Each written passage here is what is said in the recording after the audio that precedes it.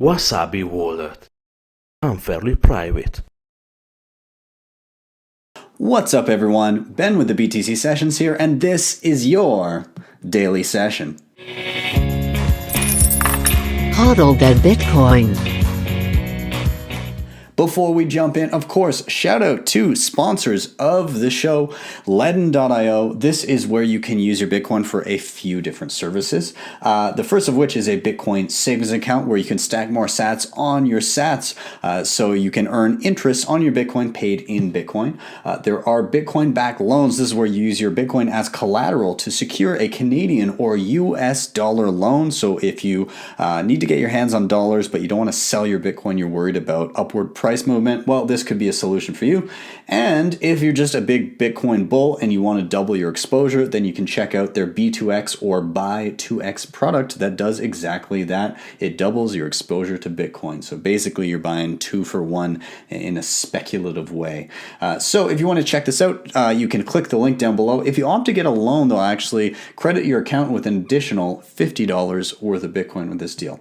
With that, let's move into the next one. Of course, if you're into Bitcoin, then privacy is important. And one of the things that I use daily to help with that is a VPN. So I use NordVPN on my phone and my computer. What it does is it hides your IP address. It encrypts your browsing data and has a whole bunch of other added benefits, including unlocking geo-block content. So if you're in a country where you can't access something, well, you can just set your country to something else and boom, content unlocked. So be sure to check that out. There's a link down below that'll get you that service for about $3 a month. With that, let's dive into the news.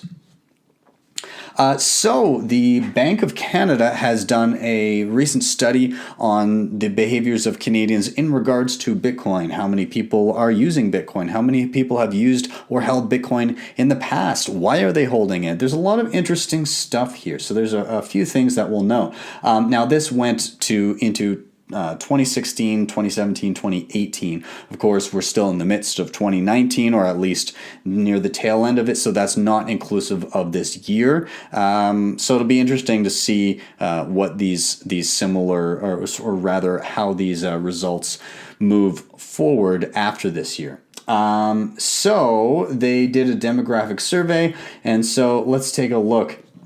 First of all, how many people actually currently hold Bitcoin as of last year? Well, it puts the number at around 5%, and you can see looking back, it rose a percentage point every single year from 2016, 17, and 18. I find it interesting that it puts it at 3% for 2016 before the crazy bubble of 2017. But yeah, so anyways, 1% a year.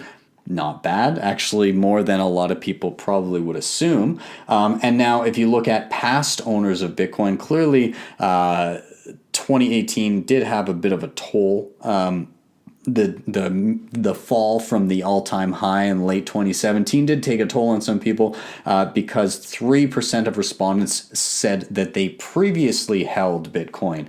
So, I mean, putting those numbers together at 1.8% of people in Canada have at some point in their lives either currently or used to hold Bitcoin. So kind of cool to see. Now, what else?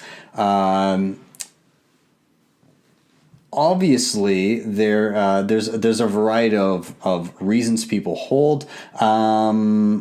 So this is, oh yeah, first let's look at numbers of how many Bitcoin. Now, of course, when somebody answers a question, if they choose to answer how much Bitcoin they hold, they could be fibbing a little bit to obfuscate how much they actually have. But anyways, most respondents in 2018 said they held less than one. Of course, that would kind of reflect the price. That is up considerably from years prior when it would have been cheaper to do so, especially 2016. You could have grabbed Bitcoin for a few $100 as opposed to even at the lowest point in 2018, $3,000. Well, I guess 3,100 US.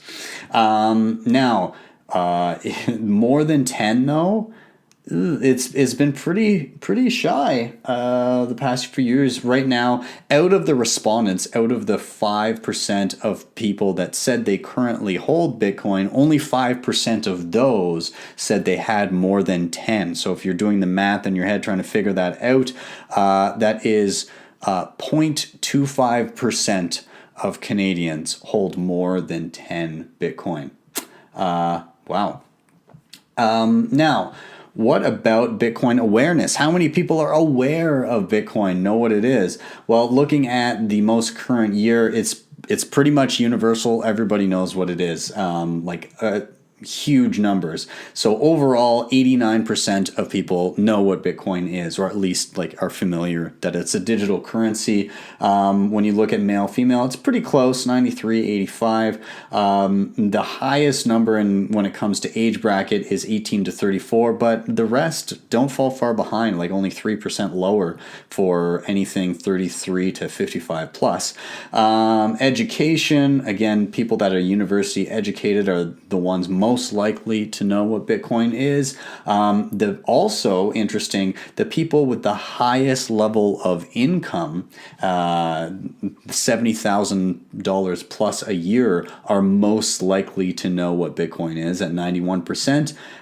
The regions, it looks like British Columbia, so where those of you unfamiliar, that's where Vancouver is the highest, and the lowest region seems to be out the Atlantic provinces.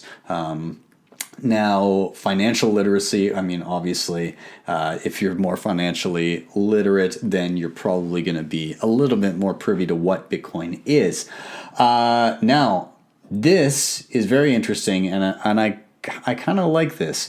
So the why are people holding Bitcoin, or why are they using it? And so you can see the shift over the course of the years. So payment related in 2016, 45% of respondents said that they were holding Bitcoin or using Bitcoin because it was related to payments. In 2017, that dropped to 23%. I mean, yeah, because the price is going up. But even as the price continued to go down, people in 2018, only 19% said they were holding it in a payment related for a payment related reason. The store of value investment reason went from 6% up to 56% in 2017, not surprising, but still stayed at 40% in 2018. So it wasn't, compared to the massive rise in 2017, the dip afterwards, obviously coinciding with the dip in price, was not that pronounced. And store of value is still the number one reason why Canadians were holding Bitcoin. Now, the one thing that we did see rise in 2018 was a little bit in this tech related, but a lot in the trust/privacy, which is interesting because Bitcoin itself is not inherently private. You need to utilize certain tools like Wasabi, CoinJoin, or even stuff like Nord, and making sure that you're not kind of leaking IP addresses, using Tor, things like that. You need to be pretty on top of things to maintain privacy using Bitcoin, at least in its current state. So I find that, pretty interesting.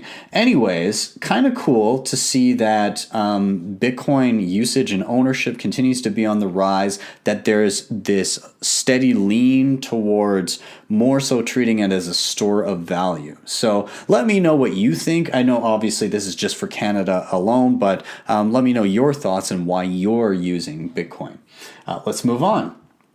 Now, this article on Bitcoinist, the reason I bring this one up is because that I find the title, the headline, to be not really representative of the picture that the actual article itself paints. So the article here says less people bought Bitcoin from Square this quarter. And from everything I've read here, that doesn't appear to be true.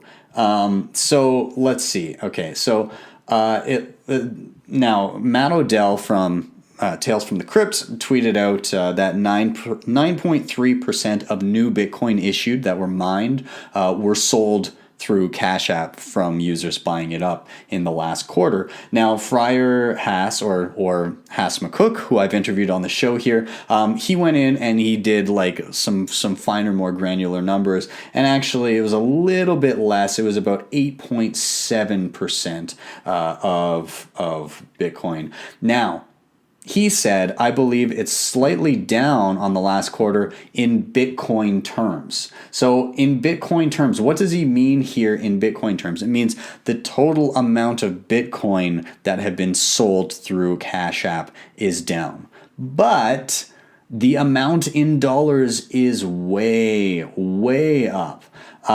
So yeah, like they go and reiterate here that higher Bitcoin prices have resulted in the fact that yes, less Bitcoin has been sold through the app, but is that not kind of assumed, right? Like, let's say, just from the standpoint of you as an individual, me as an individual, and I say, okay, every month I want to sink some money into Bitcoin. I only have X amount of disposable income to do so. So it stands to reason if the price of Bitcoin goes up and I only have so much disposable income, even if I keep investing as much as I can, the amount of Bitcoin I'm going to be able to buy is going to be smaller and smaller. And that's the whole idea, right? Like that's what people have been taught, especially hardcore Bitcoiners have been saying. It's going to be more difficult to get your hands on Bitcoin over time. And we're seeing this.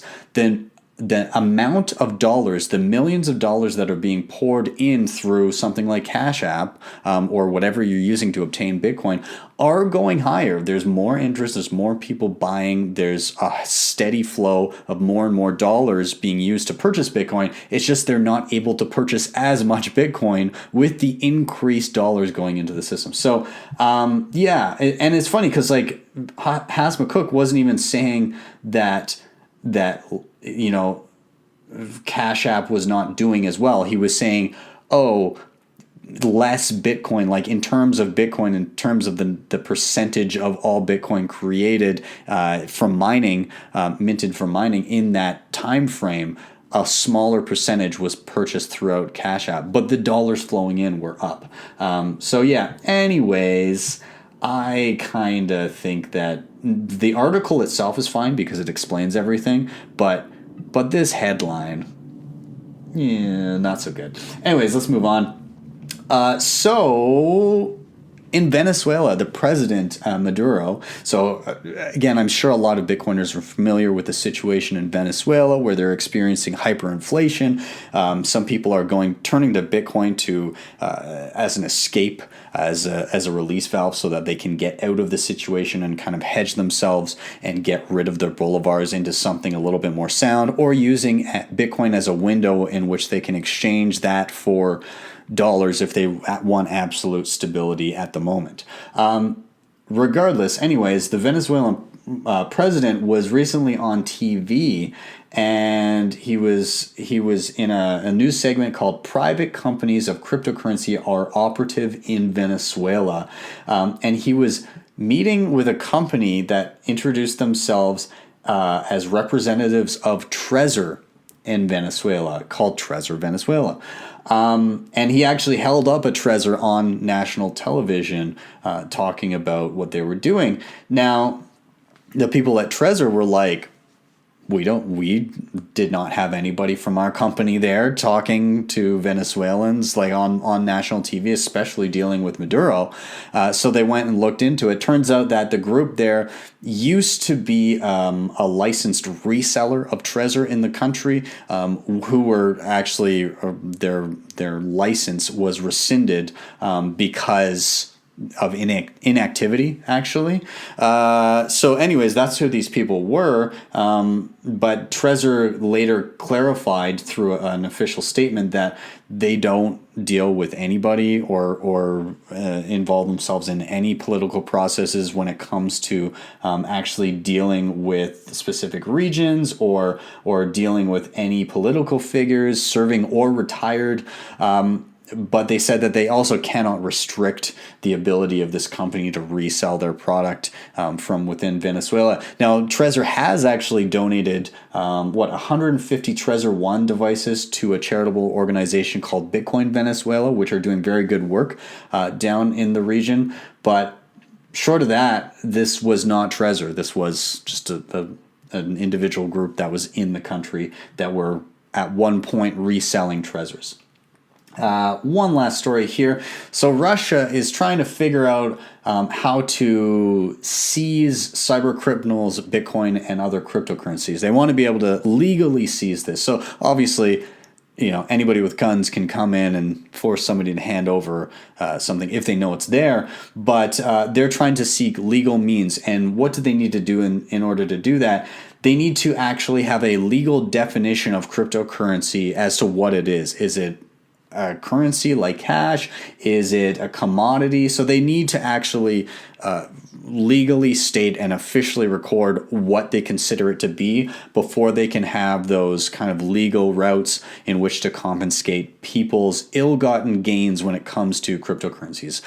They can already confiscate people's or seize people's bank accounts and stuff like that, or their property when it comes to if they're involved in crime. That's already enabled through the law there, but they don't have anything in writing when it comes to cryptocurrency. Now, of course, they're well aware that you can't just easily confiscate somebody's privately held coins that are, especially if they're encrypted in some way or hidden away. Yeah, you can't really just do that, and it's pretty much impossible. It looks like the only thing that they'll be able to do with this is go in and freeze people's accounts on Russian exchanges or things like that. So cryptocurrency exchanges, they could flag and seize people's funds that way. There's also some talk that I was a little confused by. They were talking about they can create state crypto exchange and crypto ruble wallets. And so they can store the withdrawn funds. So anyways, yeah, it kind of sounds like either that's where they would store the confiscated funds, or maybe they're talking about like a national wallet that people would use. I'm not quite clear on that. But regardless, this doesn't really seem like anything too new. It just seems like they're trying to lay a legal framework so that they can easily go and seize people's assets as easily as they do with real world tangible assets. So there you go. Get your money off exchanges is what I'm saying. You never know. They've got civil asset forfeiture in the U.S. where they can seize your goods and implicate them with a crime without implicating you with a crime. There's lots of fun little legal loopholes that law enforcement can go through to seize people's assets, whether or not it be warranted, if you believe in such a thing in the first place. So the best thing to do is get it into your own hands and secure it well. And with that, I'm going to wrap it up, guys. Thank you so much for watching. I hope you had a great day. If you're new here, like, subscribe, share. Actually, everybody share. It's great to get new people watching. Of course, if you want to help out the show in another way, you can hit up the sponsors, Ledn and Nord. Links for those down below. And of course, while you're at it, check out Wasabi Wallet. It is great to get some privacy when it comes to Bitcoin, financial privacy. Keep those UTXOs out of prying eyes. And of course, if you really like what you saw, you can hit me up with a Bitcoin Lightning Network tip at my tippin.me page. With that, I am out. Have a wonderful rest of your evening, and I will see you tomorrow for your daily session.